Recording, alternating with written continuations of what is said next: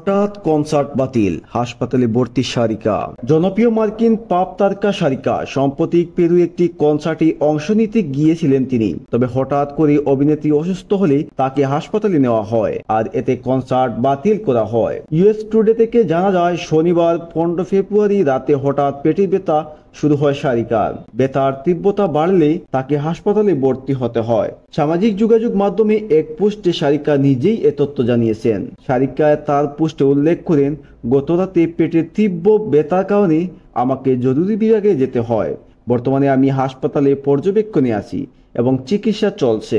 চিকিৎসকদের পরামর্শ অনুযায়ী তিনি বর্তমানে মঞ্চে পারফর্ম করতে পারবেন না। পেরু ভক্তদের উদ্দেশ্যে সারিকা দুঃখ প্রকাশ করে বলেন, সুস্থগিত করতে হয়, আমি নিজে অত্যন্ত দুঃখিত।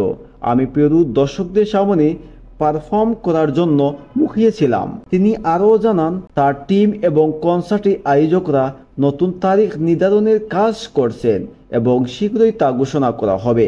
সারিকা তার ভক্তদের ধৈর্য ও সমর্থনের জন্য ধন্যবাদ জানিয়ে বলেন, আপনাদের ভালোবাসি, বিষয়টি বোঝার জন্য ধন্যবাদ।